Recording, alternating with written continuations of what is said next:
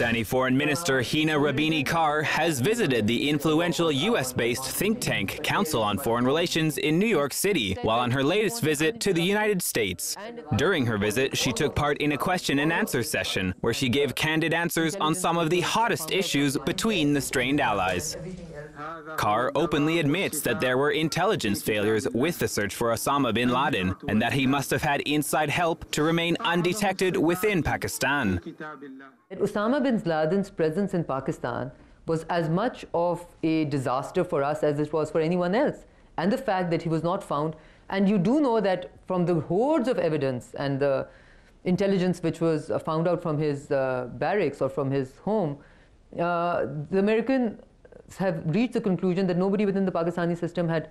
Now, if there were people on the ground, somebody was obviously assisting him, and there were intelligence failures. That's a fact.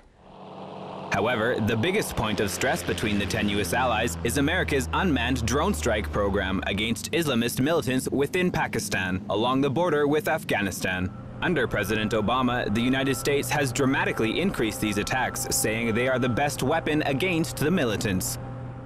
The argument that is typically given by the Americans is that it is the most effective tool and there's nothing that comes close to.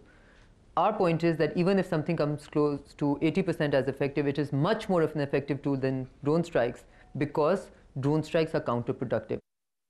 The continued use of unmanned airstrikes has led to mass protests in the past due to many unintentional civilian casualties. At the height of tension between Pakistan and the US over the strike program, the Pakistani government closed the border with Afghanistan that NATO had been using to supply its troops.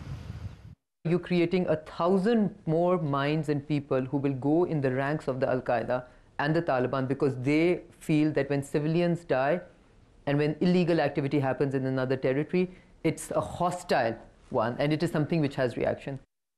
Many Pakistanis also see the strikes as a breach of Pakistani sovereignty, but tensions between the two nations seem to have calmed somewhat since the border reopened last year. And with Obama recently welcoming new steps taken by Pakistan to fight terrorism, US-Pakistani relations may be moving in a positive direction.